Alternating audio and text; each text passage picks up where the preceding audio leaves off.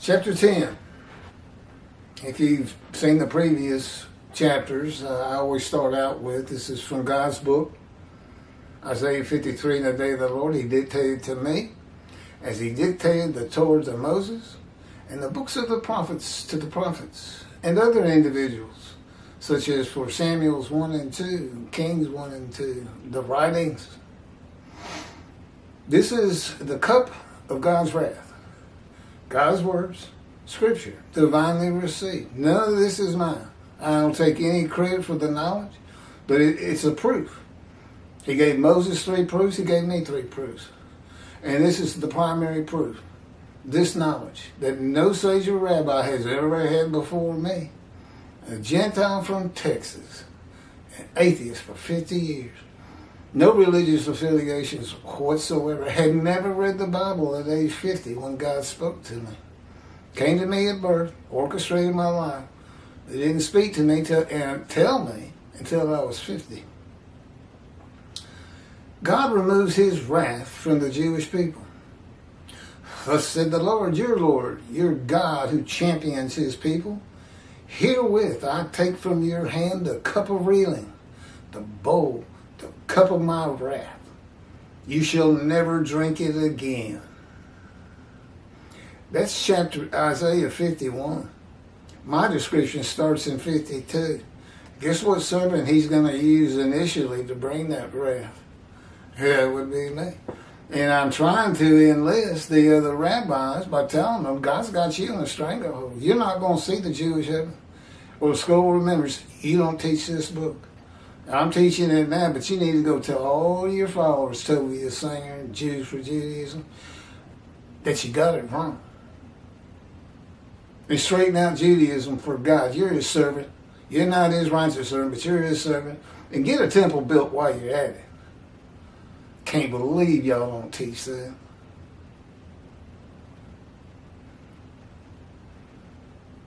My wrath, you shall never drink it again. I will put it in the hands of your tormentors who have commanded you, get down, that we may walk all over you, so that you made your back like the ground, like a street for passersby.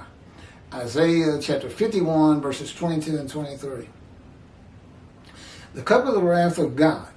And that would be against the tormentors. That's Christianity. They took the book God gave his children, his chosen, and attached it to their New Testament like it was their book. And we know all about the Pogroms, the Holocaust, everything that went on in Spain. It's never been an easy road for the Jewish people, and never will be. They're here to test the world, and they have to do it continually. And the world continues to fail. Christianity fails. Islam fails. Period. Because of your hatred for the Jewish people. And Christians, don't tell me you don't hate them. You can act like you like them because you think you're superior to them.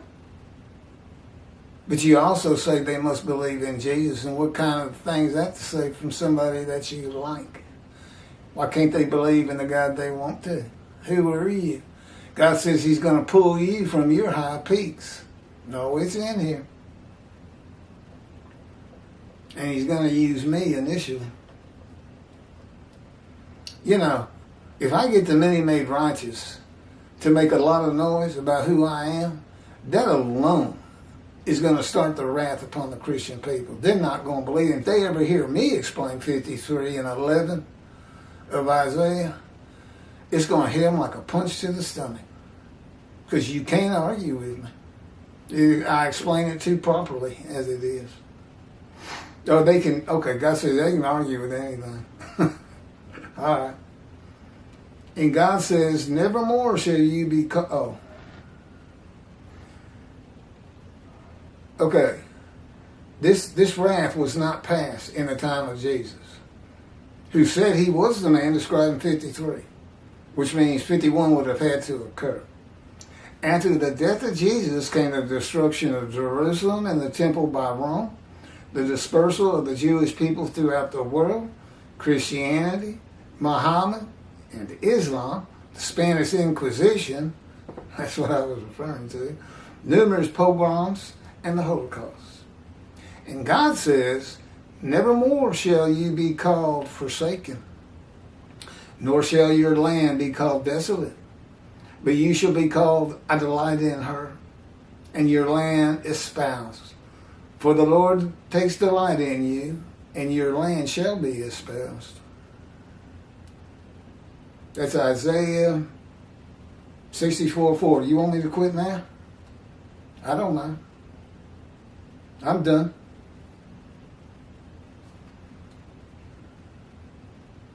But you sure don't act like it.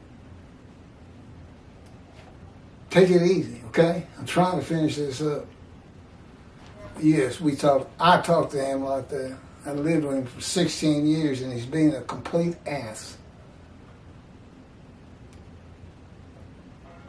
He controls my words, by the way. I can't say that of my own, and I wouldn't have put it on a video. He did that. Oh, who knows what he's up to. Apparently that will be good for somebody. This did not happen in the days of Jesus, and thereafter as the land lay desolate for over 2,000 years without the temple of God, and taunts and violence and hateful writings of the Jewish people abounded. So,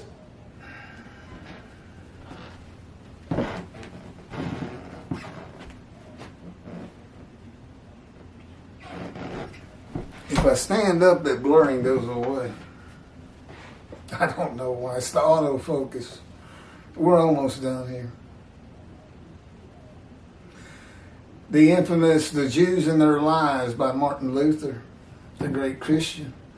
The Jewish people have returned to the land of Israel from the Roman dispersal, and by their toil have made the desolate land bloom as God said it would in a time to come. The cup of God's reeling and wrath has passed to the tormentors of the Jewish people, those who told the Jewish people to get down and walked all over them, Christianity. And God returns. Who is this coming from Adam, in crimson garments from Basra? Who is this majestic in attire, pressing forward in his great might? It is I, who contend victoriously, powerful to give triumph. That's God, coming from Adam, Gentile lands. Isaiah 63, verse 1.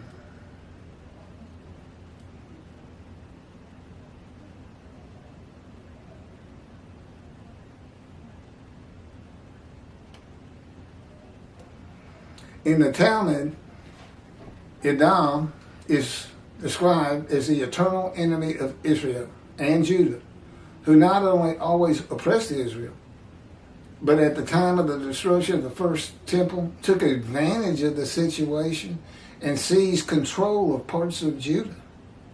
And it is hinted that Edom also took part in the destruction of Jerusalem.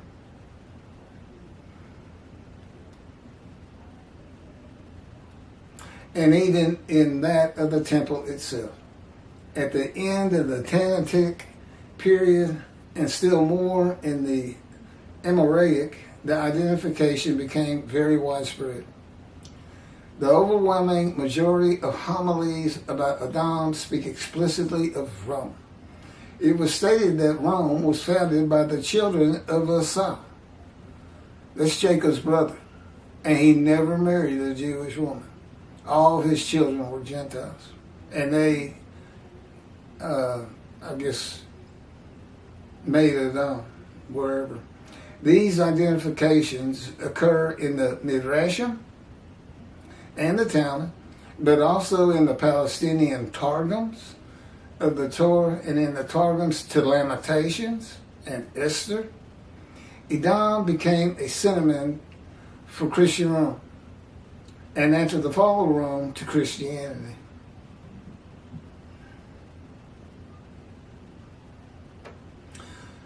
The Lord has a sword. It is sated with blood. It is gorged with fat, the blood of lambs and he-goats, the kidney fat of rams.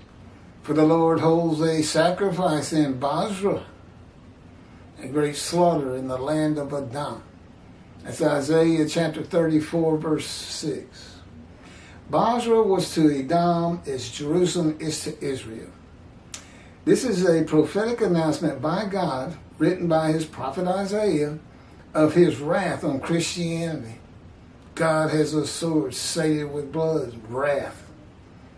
It is gorged with the fat of lambs. Christianity and their unblemished lamb. And he-goats, a clean animal for Jewish dietary laws by the shepherds of God's flock. The kidney fat of rams. Well, this would be for those who believe Isaiah 53 is a guilt offering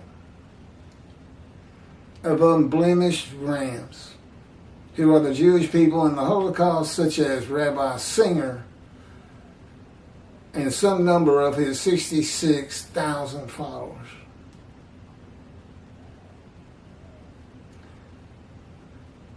This is a reference to utter destruction in the land, a sword in the land of Malachi that's in Malachi 3, if the purpose of Elijah does not prosper, because the Jewish people will not recognize the prophet. And to this day they don't. Book's been done 5 years. The video started when COVID started. And they're all being updated. I know they're in terrible shape. The Lord coming from Edom is mentioned by many of the prophets in the Bible.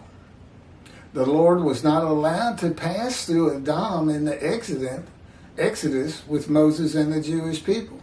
This is an event yet to occur.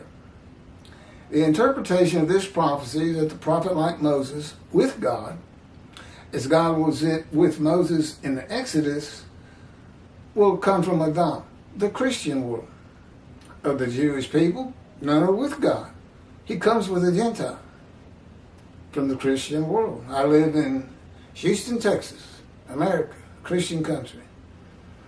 And that Gentile is God's righteous servant, Moshiach, who God specifically describes for the day of the Lord.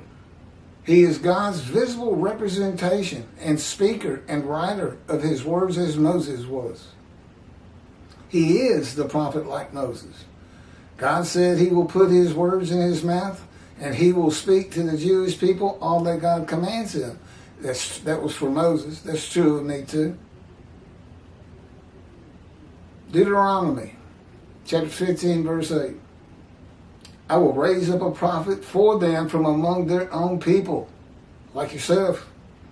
That would be the Israelites. I will put my words in his mouth, and he will speak to them all that I command him. Well, there's two ways to handle that. I'm either going to convert in Jerusalem, when we get to Israel, to Orthodox Judaism, or, as God says, I don't care if the prophecy is fulfilled or not. You're doing what Moses did, and that's all I really care about. And the other way of looking at it is, before the halakha, the Jewish law, you have King David. And I am on his ancestral tree, and he was one of the greatest Israelites ever. And I'm a descendant of his. Very small, a twig, but a descendant nevertheless.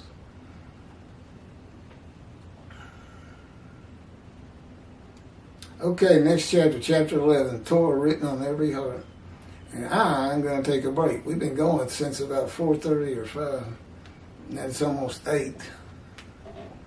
Takes a while. It's not easy. We're just on 11. I got 50 chapters. It takes forever to upload to YouTube from this camera.